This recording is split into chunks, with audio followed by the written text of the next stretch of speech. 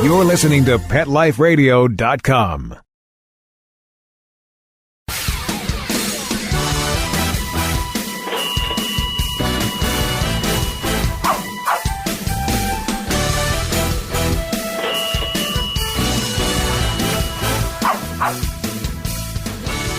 Hello and welcome to Six Figure Dog Business on PetLifeRadio.com. I'm your host, Ty, of TyTheDogGuy.com, and this is a show where we help you start or grow your pet-related business to a healthy six-figure per year or more income. And so today's guest, again, is going to be me. So if you listened to our last episode, I talked about lead generation, how to create leads. I'm back today and I'm going to talk about lead nurturing. So if you haven't listened to the last episode, go listen to that one first, then come back, listen to this one, and stay right with me because I'm going to be back with me, the greatest guest that I've ever known. So stay with me.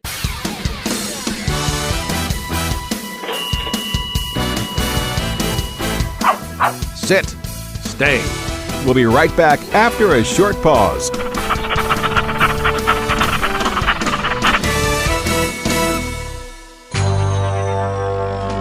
It's DesignerPetSweaters.com. Hand-knitted designer sweaters for your precious pup or cool cat. Beautiful couture patterns for your pets, including custom-knitted formal wear, casual wear, yachting, and even sports-themed. Many designer pet sweaters include feathered tammy hats, top hats, and a lot of sparkle. Each sweater includes leg loops, front paw sleeves, and leash opening. Visit DesignerPetSweaters.com to order your four-legged fashions today. Large or small, we fit them all. DesignerPetSweaters.com.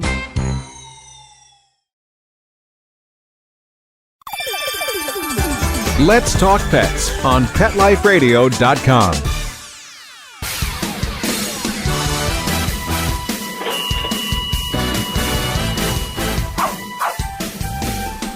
All right, we're back, and as I mentioned before, I am the greatest guest that I've ever known. No, I'm really not. I've had some awesome guests on here, but I like to inflate my own ego when I'm the only guy on the show.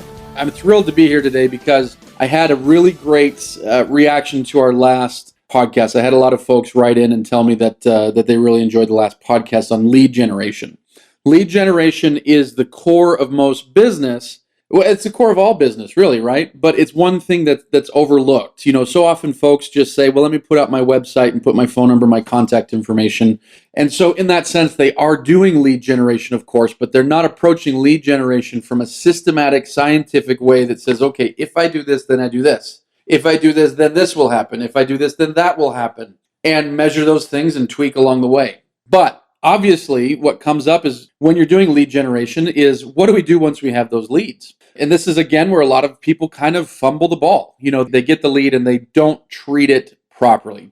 And so I was actually thinking in my last episode, so when I did my last episode, I wrote notes for some lead nurturing, but I ended up going long on that last episode. So I realized I needed an entire episode just for this, just for lead nurturing. So like I say, when I'm talking about lead nurturing, what I'm talking about is we've created the lead, so we've got somebody who has opted to give us a call, send us an email, fill out a form, opt in on our website, or whatever lead capture mechanism you have, which is probably one of those, send you a text. I mean, it could be a variety of things, right? But we've created this lead, and now we need to, create the act of getting that lead and walking them through a process where they ultimately end up in a sale.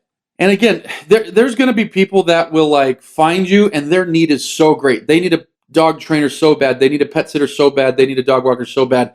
They find the first one, this looks halfway decent, let me call them. And so there's going to be that. You're going to pick up those clients from time to time, right? Sometimes they're good clients, sometimes they're bad clients when they're like that. But you're going to pick up those clients from time to time. But it's really kind of rare, right? What's almost always going to happen is that a person is going to have to go through a process. Every person does. And think about you, anytime you make a bigger decision, and even some smaller decisions. I mean, if you're at the grocery store or the gas station and you're like, do I want Ho-Hos or do I want Twinkies? Every decision, there's a process that you go through. And when we're talking bigger decision, either bigger because we're talking bigger dollars, maybe it's dog training that's a couple thousand, or bigger because it's emotional, it's like pet sitting, who can I trust to do this, or dog walking, who can I trust, or things like that. What's going to happen every time with decisions in our industry, because of money and because of emotion, is we are going to have people need to go through this process to break down barriers. Because I don't care how gung-ho somebody is, how, somebody recognizing I have to have dog boarding next week, or I need dog training because my dog's in bad shape. I don't care how gung-ho they are because they've got this deadline or they got this big problem.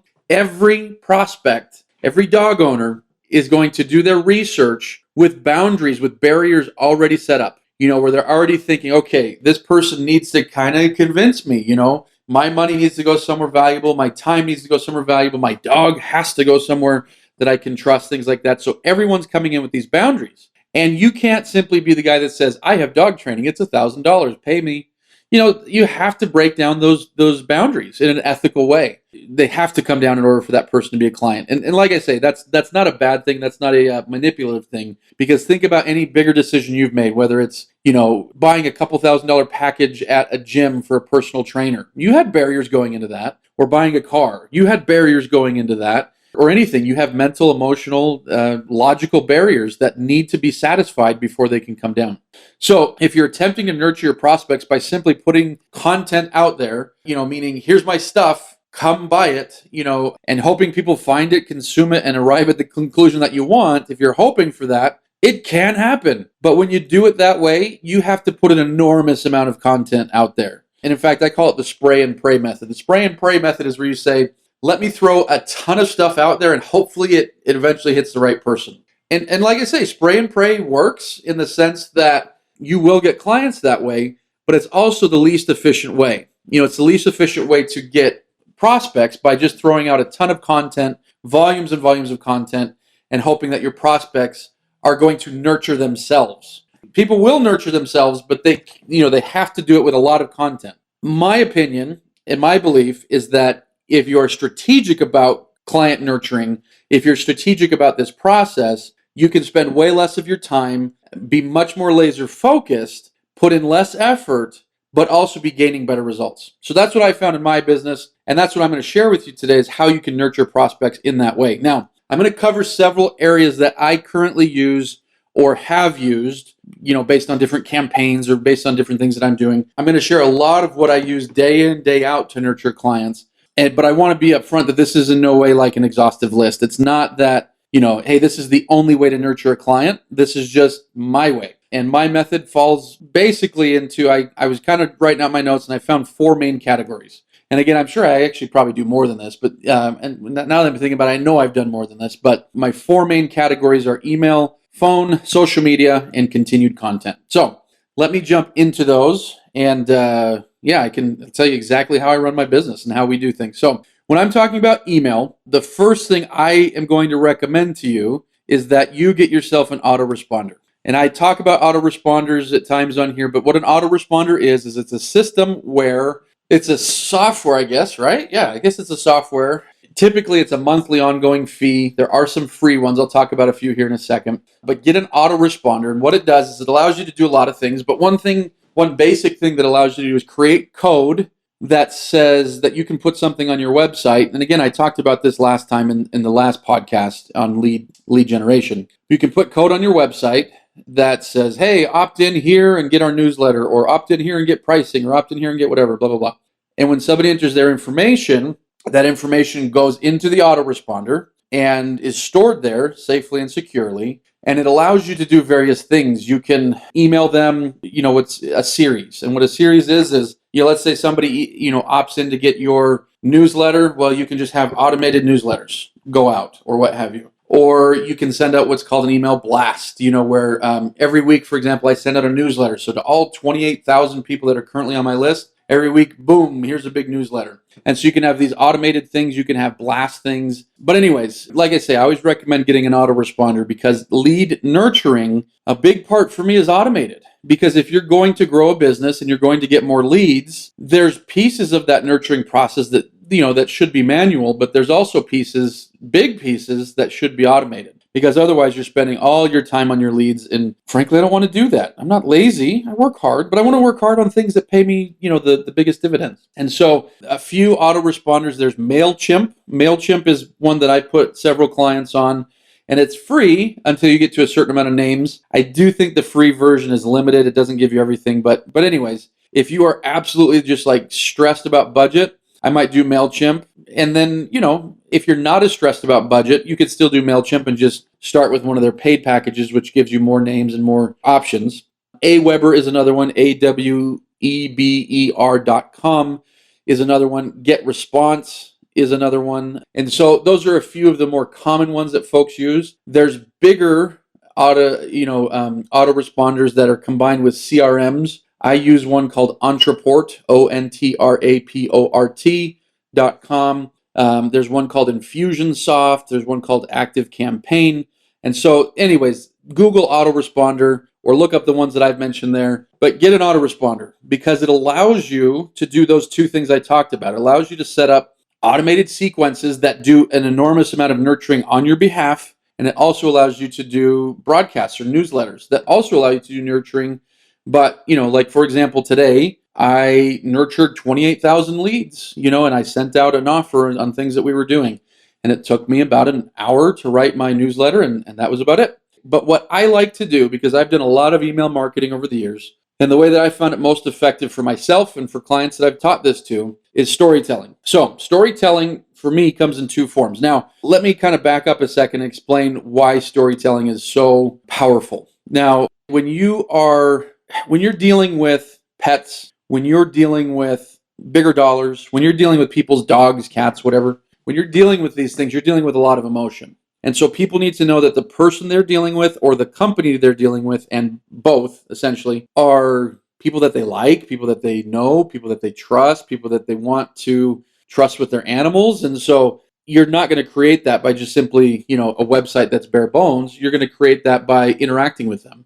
And so through my email list, I tell stories in two ways because stories do a way better job of getting people to know me. So, and again, let me back up again for a second. I used to do email marketing the way that I was taught. And the way that I was taught was, hey, send out helpful training tips. Hey, it's Christmas time. Send out an article on how to avoid your dog knocking over the Christmas tree. Hey, it's Halloween. Send out helpful tips for trick-or-treating with your dog. And to be honest, I did that for years because I was told to, and you're supposed to. And that's what the gurus did, right? And, it provided some results. But it didn't provide very many because it didn't give any piece of me. It didn't give any piece of my business. It was helpful information, but I don't know, people get helpful information everywhere. They don't need to open up their email to necessarily get that. But stories entertain. Stories tell who you are, and people want to know who you are, believe me. And if they don't, then the heck with them. They're not a good prospect anyways. But people want to know who you are. They want to know who they're doing business with. They want to know who their dog is going to be spending time with. And so when I switched over to a storytelling format, it jumped, it skyrocketed our sales. So I've been doing this, I'd say probably about a year and a half now with storytelling. And last year, I remember I said this on a podcast before, but I can't remember, but it meant hundreds of thousands of dollars. And this year, same thing, hundreds of thousands of dollars more in switching to this format of storytelling. So in any case, storytelling takes on two forms. Number one is storytelling as far as case studies go. So for example, if you come to my website and you're like, well, I have this dog. Let me go to this part for adult dog programs. And so you go there and you read about everything that we do. And I'm telling stories and I'm showing videos and this, and this. And they're like, okay, I think I might like this. Okay, we'll click here to get pricing. Okay, I'll do that. Okay, my dog's aggressive. And okay, and they enter their information. Well, now we've created the lead. And immediately they start getting a story. And I tell this story. In this case, it's the story of this dog named Ronnie. And so the first email they get, I don't remember it exactly. I wrote this a little while ago, which again is one of the cool benefits of doing this. But they get this story that says, hey, Ronnie was this pit bull. He was super aggressive and he had these problems. Does your dog have a problem like this? Okay, well, cool. Over the next few days, I'm going to tell you the story of Ronnie and what we did. And so tomorrow they get another email. The next day they get another email. The next day, and I'm telling them this story. And so I will use email to tell stories about case studies because what a case study does is it brags about me without me bragging about me. If I just come out and say, hey, we're awesome and we're the best and we fix dog aggression and wow, we're great. Okay, nobody cares. But if we come out and say, hey, this dog's kind of like yours and his owner was kind of like you and here's the process that we did. And I tell them that story and then there's links to different videos, that says, hey, go actually check out this video. And so I'm nurturing this client. And again, I'm doing nothing. This is something I wrote. I think I wrote this like a year ago, but I'm doing nothing. They're just going through this process independent of me. Now, is everyone opening the email? No, not everyone opens the email. Of course they don't.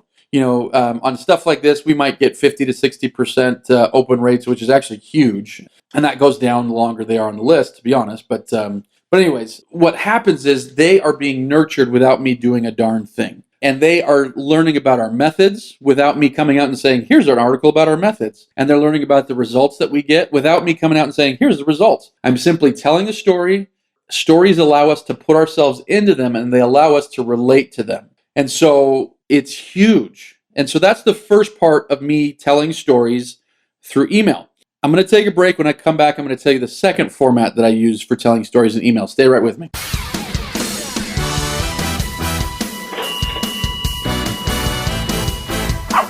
Sit. Stay. We'll be right back after a short pause.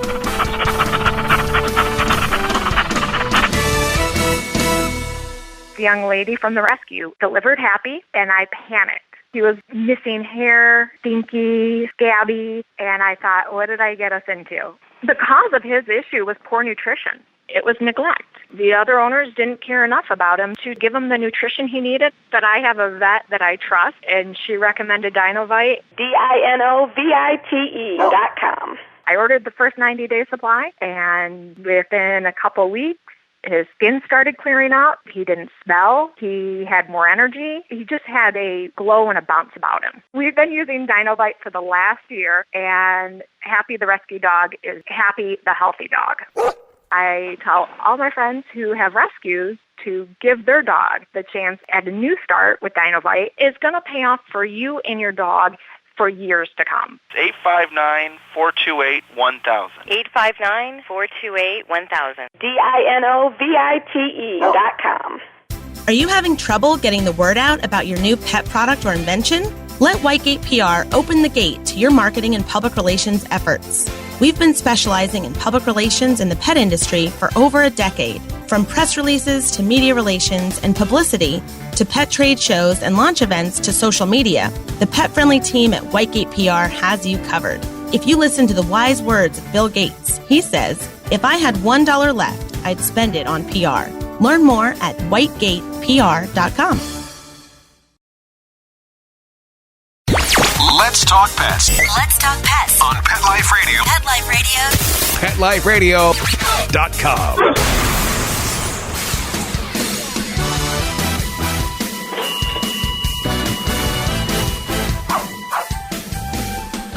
All right, I'm back, and I'm talking about lead nurturing. It's not enough to get the lead. We've got to nurture that lead and help that lead feel comfortable with us and like us and trust us and want to buy from us and all these good things.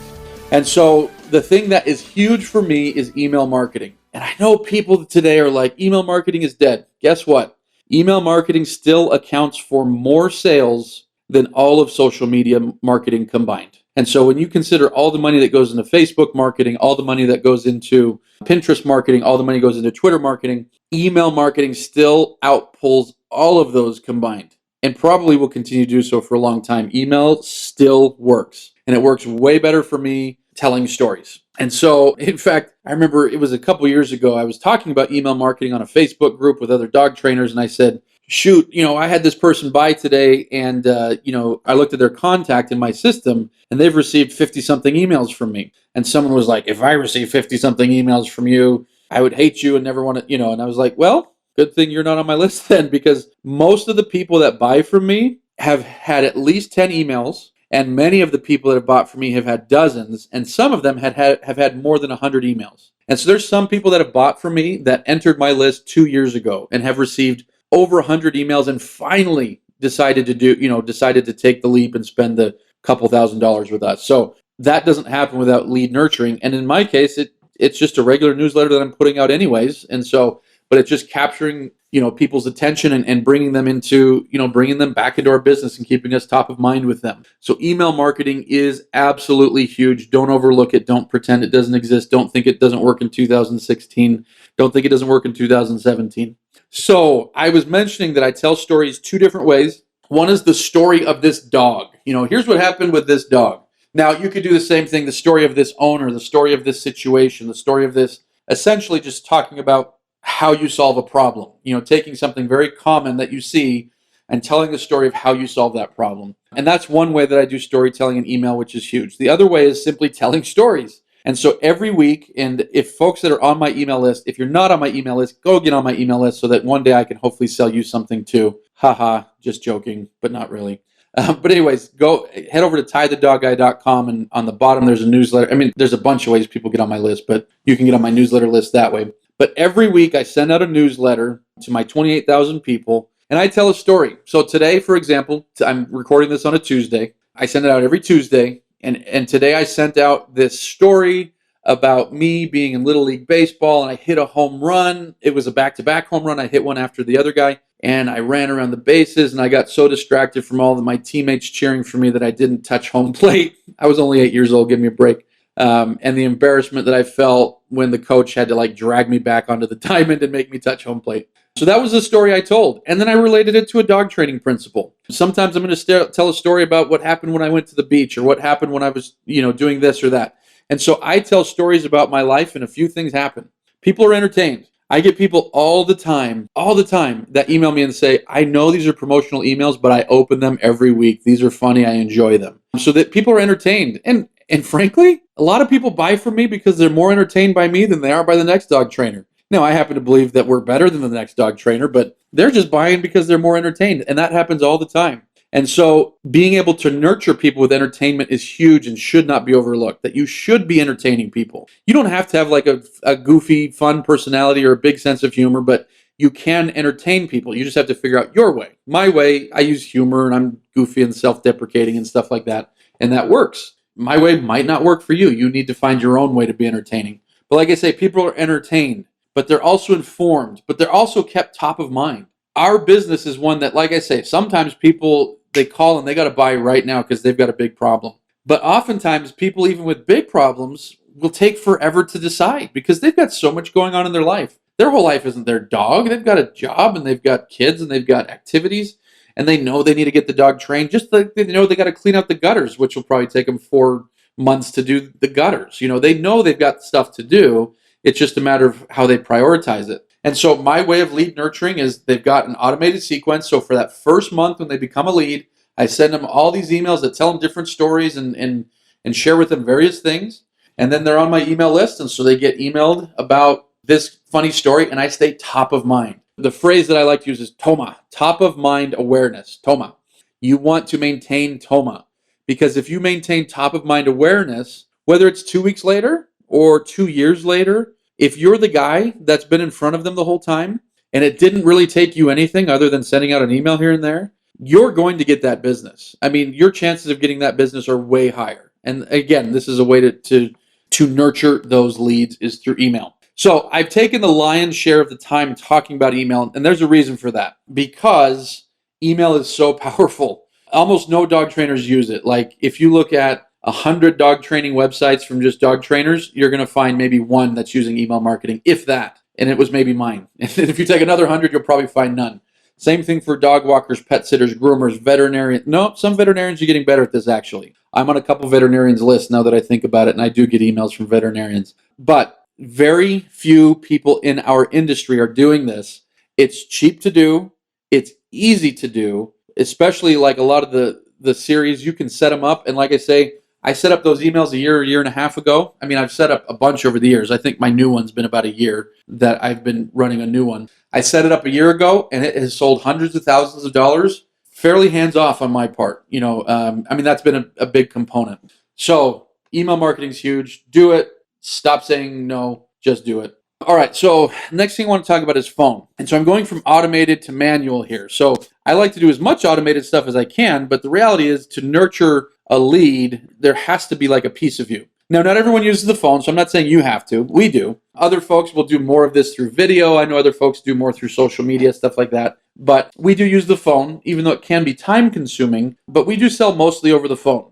And we're kind of unique like that, in that a lot of dog training companies will do a lot of consults. We do very few consults. Most everything we do is sold through email, video, and phone. People get to know us through email, through video, and stuff like that. And then ideally we close the sale on the phone. And so what I recommend is scripting. Now, I'm talking to you it's just you in the business and you're just starting. And I'm talking to you who has 5 employees and you who has 20 employees. Scripting on the phone is very important. Now, a lot of people look at scripting and they say, nope, don't want to do that. I hate the idea of scripting. I want to be free flowing. I want to change what I say for every person and make everything customized and make every person feel, important. Do that, but script it. If you look at, if you were to record 50 of your phone calls, you would find easily that 80 to 90% of the elements are the same in every call. Now, they might be in different orders. It's different names, different dogs, different this. But the elements are going to be 80 to 90% the same in every phone call. I can almost guarantee you that because that's how things work. And so my recommendation is to start, you don't have to record your call, but maybe take notes or maybe go back and look at your calls and start scripting it. Now, scripting doesn't have to be, all right, we do A, then we do B, then we do C. But elements need to be scripted. So if someone says, hey, I'm dealing with this dog aggression, all right, how do we talk about dog aggression? Or if somebody says, hey, I'm dealing with this problem, or what do you do about this? Or how much do you charge for that? Or whatever, that you've got scripting so that your mind is ready, even if you never intend on hiring anyone. Now, if you do intend on hiring anyone, this is all the more important because you want to get to a point. And I have a book of scripts and I have a Google Doc full of scripts that we use. But even if you never intend to do that, you still want to use scripts because it allows you to give a consistent experience across the board to people. Now, for a lot of folks, it helps to write it down. A lot of scripts I have that I haven't written down because I just say them over and over and over. But be aware of what your scripting is. Use it, write it down. If you can, teach it to people that work for you. Practice it so that, when you're a dog trainer or pet sitter or dog walker, you practice your craft. Practice your scripts too, practice how you say things because you'll find that you get one reaction if you say it this way and you get another reaction if you say it that way. We'll take note of that and start changing how you say things. There's also added benefits in scripting. I'll give you something that's kind of cool. That's how I've written my last couple books. So when I write a book, basically all I do is say, okay, my last book that I wrote was called Transform Your Dog in 60 Days. And essentially what it is I broke down, okay, in our 60-day program, when I meet with people on week 1, what do I tell them? And I just typed it out. Week 2, what do I tell them? I typed it out. And these are things that I'm saying over and over and over to my clients. And so it was so easy to just simply type it out and boom, I got a book. And so little pro tip there, you can get a book that way. All right. Next thing I want to talk about is social media. Now, one thing that's cool here that I've done that's actually helped quite a bit, and I'm not currently doing with any of my campaigns, but I've got a campaign coming up where I will be. But you can take your list of prospects, you can take their emails, you can upload it to Facebook, and you can follow them on Facebook. I know that sounds creepy. A lot of people do think it's creepy. But what you do is you take, you got 100 prospects, 100 people have reached out to you who aren't clients, for example. You put those email addresses in a CSV file, you upload it to Facebook, and then you say, hey, I'm going to target those people. And so you can make very real messages like, hey, we spoke the other day about your dog. We'd still love to get you in for an evaluation. Click this link to sign up for an evaluation. That is so much more powerful than just finding now again, some people are going to find it a little bit creepy, but who cares? This is the age we live in. You're going to be followed around. Some people might find it creepy, but the reality is getting kind of personal with the lead nurturing on social media is huge. And there's reams of data on this. I'm not going to go into it because you can find articles that show what retargeting does and what these custom lists do and things like that. But you put that list up there and you start targeting those folks, they already know who you are. They're already somewhat interested. Maybe they just don't have time. But if you get in front of them a few more times, number one, it's usually, you're usually going to get cheaper clicks on Facebook doing it that way.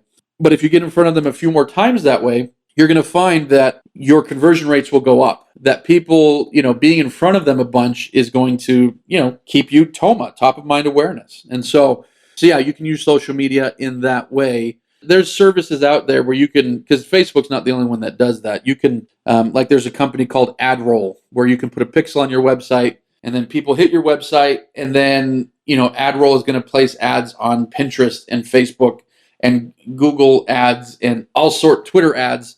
AdRoll is going to take care of putting ads all over the internet wherever they go. And so in theory, they could be over on MSN.com and see your ad. And then they could hop over to their Petco.com and see I don't know if Petco runs ads, but anyways, any website that's running ads, and then they hop over to Facebook and your ad can be there too. And so, like I say, keeping top of mind awareness can be huge. All right, and then the last thing I wanted to mention was continued content. Now, I know I said earlier that, when you do this right, you don't have to constantly be pushing out new content, and you don't. So like I say, I call it curated content. Actually, I don't think I invented that. I think other people mentioned that. I don't want to sound like I invented that. But curated content is saying, all right, here's some of my best pieces. How can I use these? And so what I like to have is curated content and then regular content. So curated content, those go into my emails. You know, when people are getting these emails about the case studies, hey, go check out this email, and here's the full case study with Ronnie, or things like that. I'm curating this content, so I create it once and I use it different ways. So that same one might go on a lead generation page that says, hey, you want to see how we did this with Ronnie the Pitbull?